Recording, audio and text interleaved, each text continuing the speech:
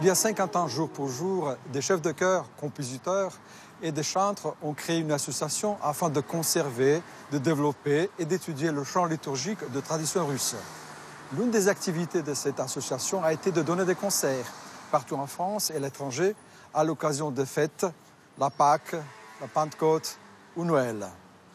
À partir de 1972, ces concerts deviendront annuels et seront connus sous le nom les Heures musicales de Saint-Roch. Allons faire maintenant connaissance avec cette association et son travail.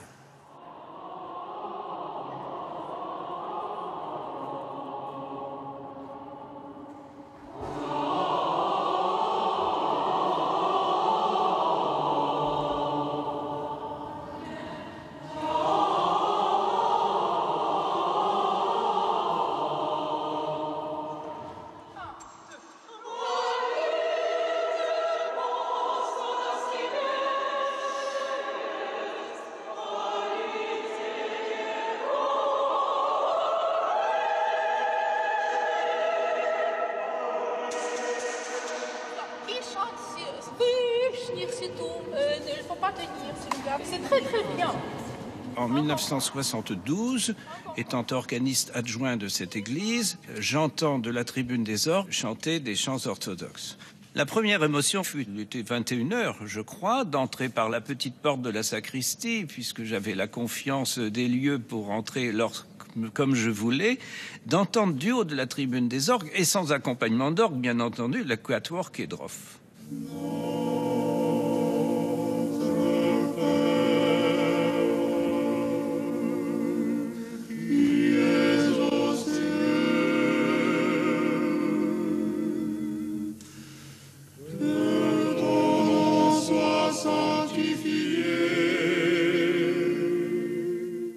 Ce quatuor Kedrov, c'était une émotion parce que ces voix très profondes jaillissaient de la tribune des grandes orgues. Ça venait d'ailleurs, tout simplement.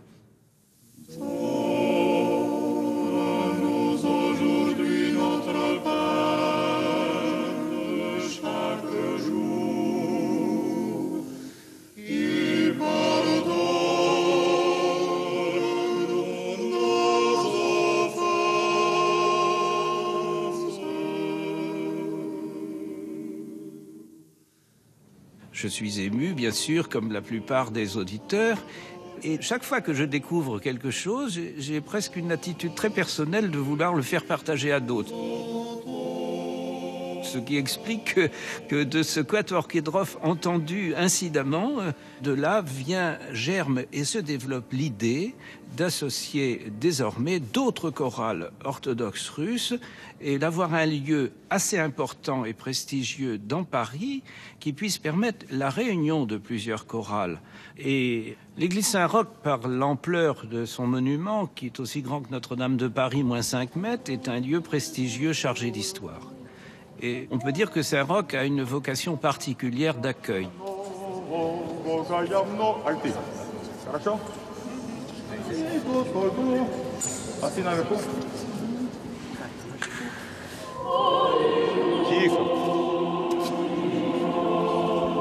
Нет, нет. Я короче. Le dernier я court, s'il vous plaît. Слушайте. Mon père, il a été lui-même un des cofondateurs de l'association chant liturgique orthodoxe, dont je suis maintenant à présent le président, et qui organisait des manifestations musicales et religieuses, mais dans le domaine de la chorale, et en particulier des concerts annuels dans le cadre des Heures musicales de Saint-Roch à Paris. Gloire à Dieu au plus haut des cieux, une harmonisation pour chœur mixte, réalisée par Nicolas Kedrov, fils.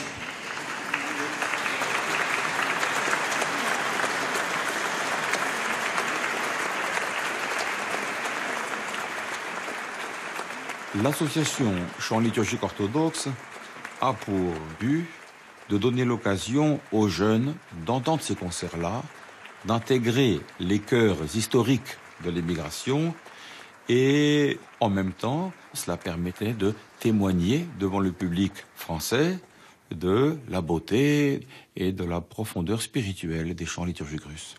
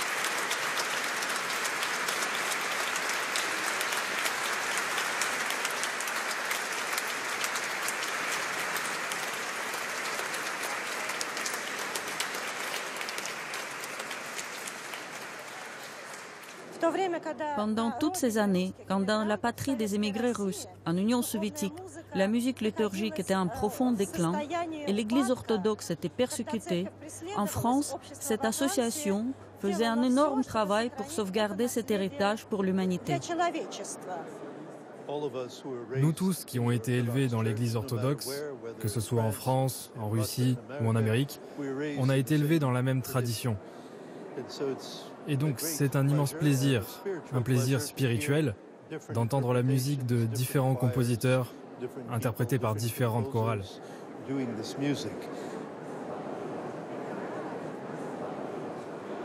C'est la musique difficile. Ça demande qu'on fasse souvent des répétitions et il y a un niveau de solfège élevé. Il y a des professionnels parmi nous, mais également des amateurs. Donc la musique, c'est quand même une voie vers le Seigneur. C'est une façon de percer le ciel et de se rapprocher de Dieu. Et donc il y a une dimension mystique dans la musique et qui existe d'ailleurs chez les catholiques aussi à la période de la contre-réforme. On se rapproche de Dieu par la beauté. Et donc la tradition russe a conservé cette beauté et nous essayons de perpétuer cette tradition.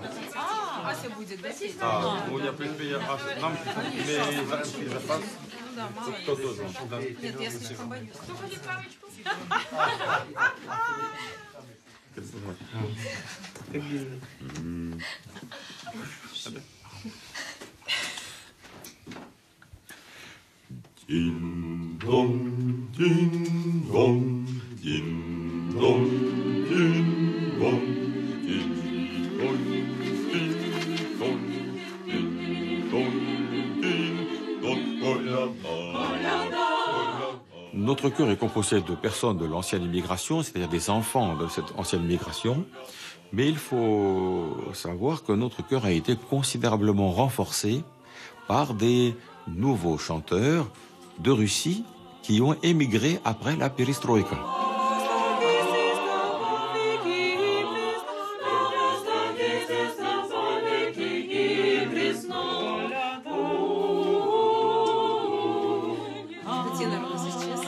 Тенор исчез. Я поднял, слушай. И все идет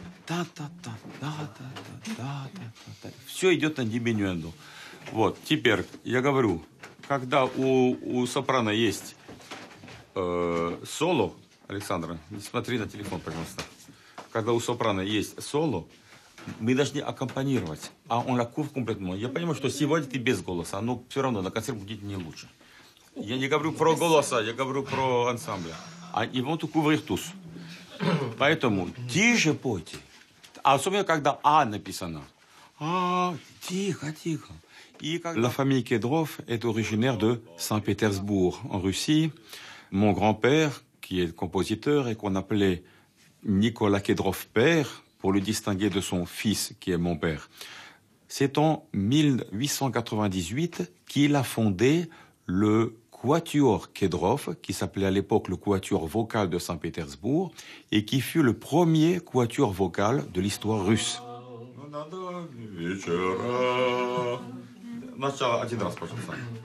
Moi, j'ai perdu mon père quand j'avais 16 ans. Et c'est quand il est mort que j'ai ouvert peu à peu les vieux cartons que nous avions dans notre grenier, qui contenaient les manuscrits de mon grand-père, de mon père, et des choses pas publiées, pas éditées, pour la grande partie. Et comme j'étais déjà musicien, je faisais de la musique, je m'asseyais au piano et je déchiffrais ces merveilleuses partitions, mais avec une émotion que je ne peux même pas transmettre. Et je me suis rendu compte à ce moment-là, mais que, puisque c'était moi plutôt qui me spécialisais un peu dans la musique liturgique, et dans ce domaine-là, je me suis rendu compte que, mais mon Dieu, c'est à toi de faire ça. C'est toi qui devras faire fructifier ce patrimoine. Et c'est toi l'héritier de cela. Нет. Всегда пьяно. Crescendo потом.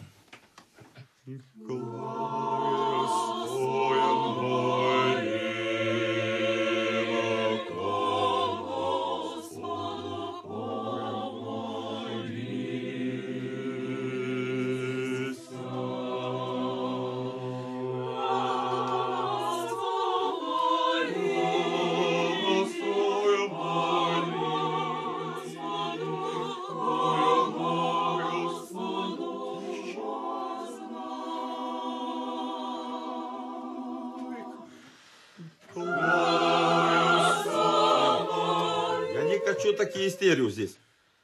Пролету пред ним моление мое. Пролету пред ним моление мое. Печаль Божия,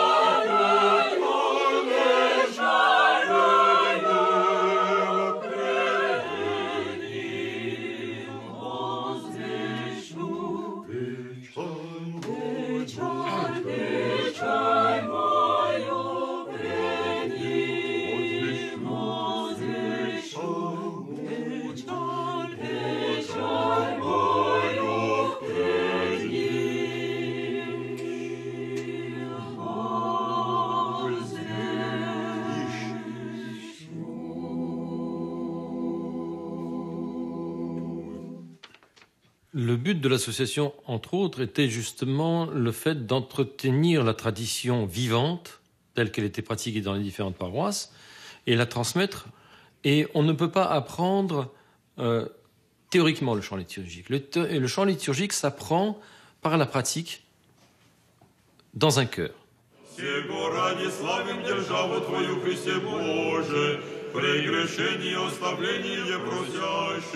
Не спаслати Бога, но рабом Твоим. Слава Отцу и Сыну и Святому Духу, и ныне и присно, и во веки веков. Аминь.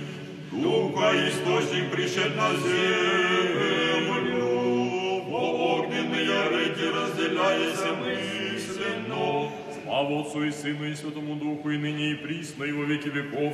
Аминь. Ой, оставь мой грешник, благословен грядый. Cette tradition du chant liturgique orthodoxe ici en Occident, elle a plusieurs aspects. La tradition de Saint-Pétersbourg et la tradition monastique. À Paris, ça s'est focalisé sur deux églises. La cathédrale, Saint-Alexandre Nevski, qui a conservé un style cathédrale un peu, certains diront pompeux, mais qui était héritier de la tradition de Saint-Pétersbourg.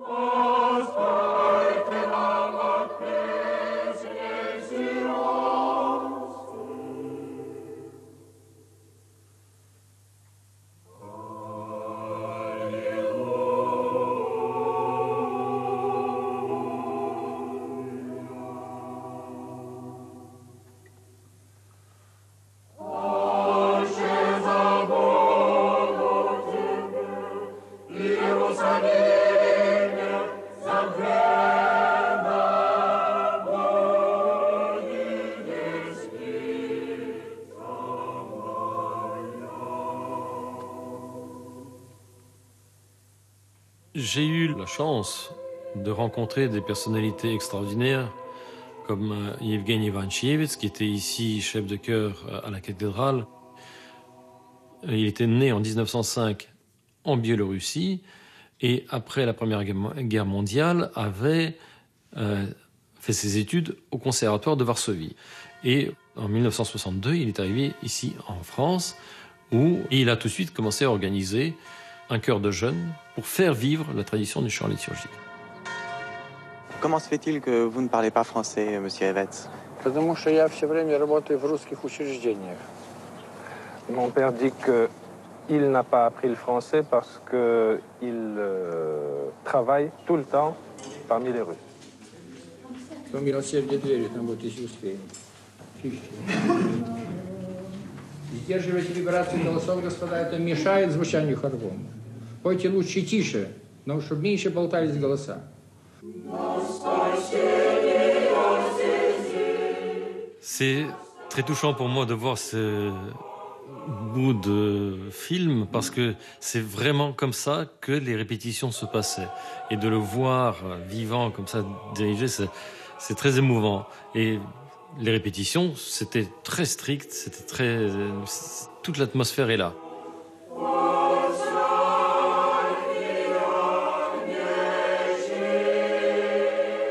C'est la discipline, parce que le chœur dans l'église, c'est le porte-voix de l'assemblée. Il ne faut pas se mettre en avant ses connaissances vocales, ses capacités vocales. Non, le chœur doit être uni pour transmettre la prière de l'assemblée. Moi, je veux ça, je veux ça.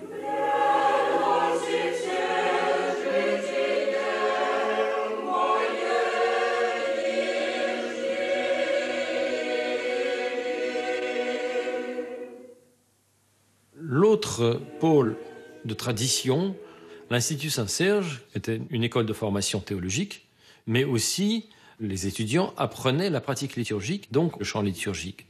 Et comme la majeure partie d'entre eux se vouaient à la prêtrise, l'Institut, jusqu'aux années 70, était purement masculin.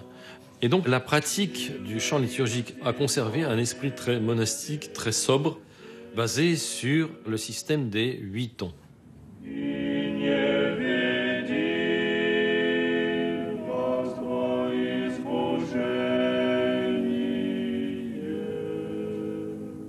Nicolas Sorgin portait profondément enraciné dans son cœur cette tradition qu'il avait reçue des anciens, de son père, tradition du chant liturgique monastique.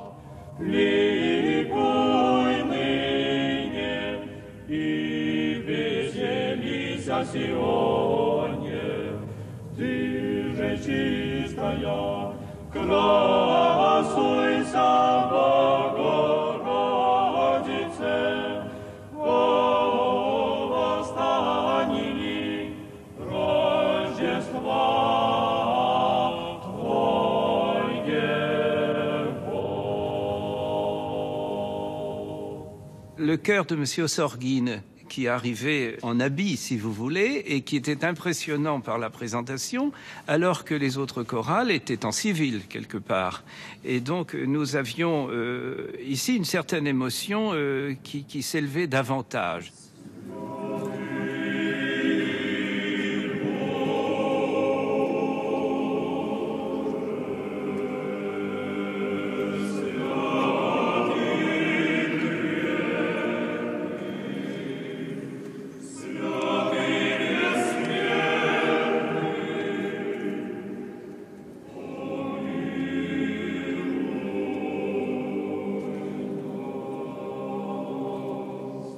J'ai été très impressionné par le chœur Kastalski, sous la direction d'Alexei Roudnievski, qui a interprété le 3 x Saint, le Trisagion, Dieu Saint, Saint Fort, Saint Immortel, de mon père.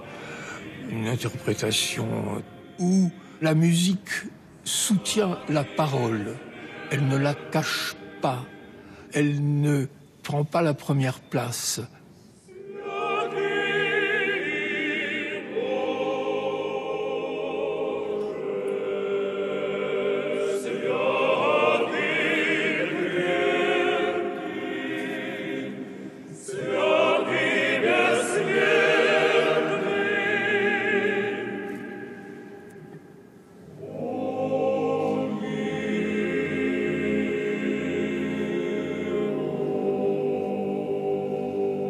Déjà, le fait de donner un concert, cela déplace le chant liturgique dans un contexte qui n'est pas le sien. Normalement, lorsqu'on chante un office, le chœur est placé à droite et on ne le voit pas. Tandis que lors d'un concert, le chœur est face au public, ce qui est tout à fait contraire à la logique liturgique. Donc automatiquement, le chœur doit s'adapter à l'acoustique du bâtiment. Alors, à Saint-Roch, qui est une immense église, c'est très difficile de chanter véritablement parce que l'acoustique est peut-être bonne pour les auditeurs, mais pour les chanteurs, on s'entend très mal. Et c'est assez difficile. Ne me rejette pas au temps de ma vieillesse.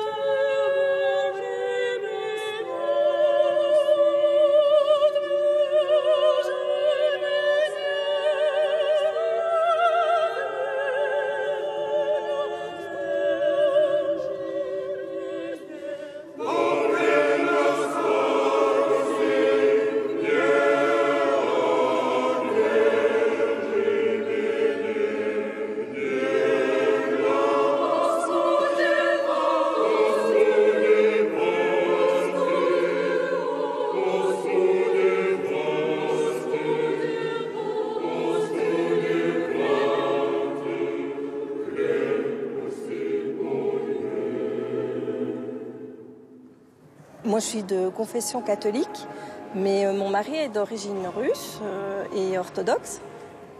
Donc, quand nous nous sommes mariés, du coup, je l'ai rejoint. On a chanté dans le grand chœur. Donc, ça fait une 30aine d'années quand même maintenant.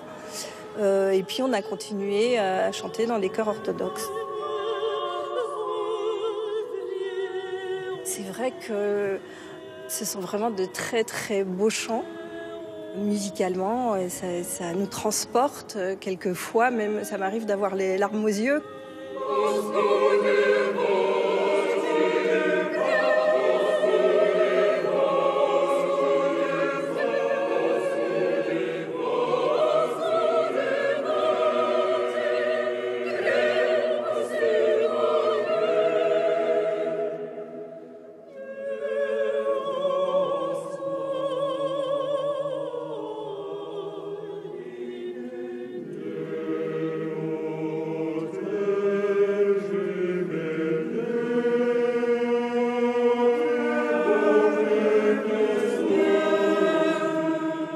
ces voix qui nous font entendre quelque chose du chant des anges quelque part, avec à la fois la gravité de certaines voix et puis aussi la légèreté d'autres qui se complètent et qui nous font comprendre à la fois la joie de l'amour, mais aussi la gravité de la croix, parce que l'amour du Seigneur nous a été donné sur la croix.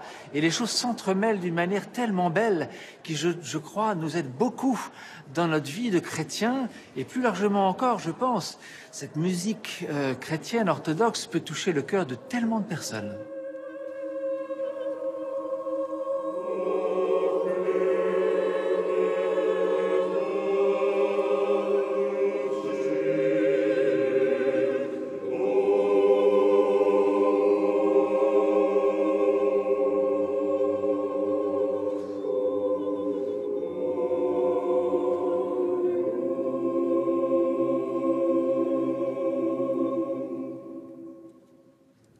Et quand il y a 6 chorales de réunies, le deal, si vous voulez, qui est convenu entre nous, c'est qu'elles aient chacun 15 minutes pour s'exprimer. À présent, pour conclure, tous les chœurs sont invités à se rendre de nouveau. Et ce que j'ai demandé depuis plusieurs années, c'est qu'à la fin du concert, toutes les chorales présentes se réunissent en une seule chorale pour un hymne à la gloire de Dieu et des hommes.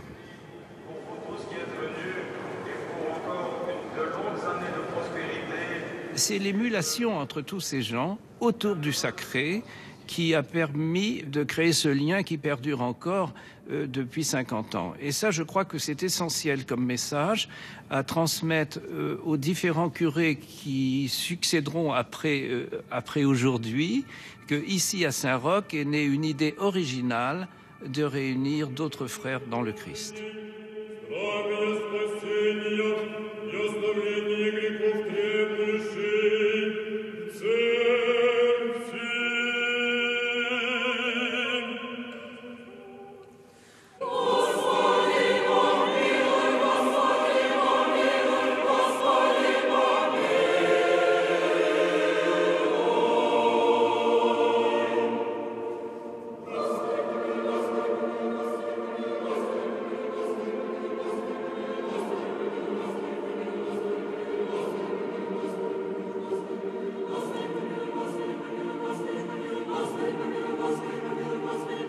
Il faut remarquer aussi que l'association a 50 ans et nous avons, depuis le jour de sa fondation jusqu'à présent, nous avons toujours des jeunes qui chantent.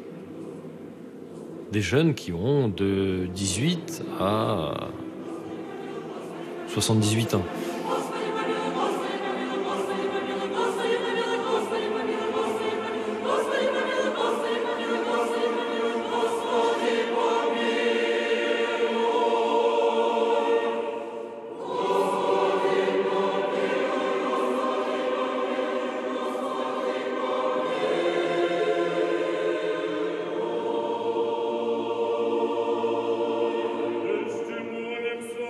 Donc, ces concerts, c'est un lieu de témoignage de l'orthodoxie sous sa forme musicale et qui se transmet aussi bien par des orthodoxes que des amateurs de chants liturgiques et des personnes qui sont attirées par l'orthodoxie. Et je connais plusieurs cas de personnes qui, à travers le chant liturgique, sont devenues orthodoxes. Donc, c'est une forme d'apostolat aussi.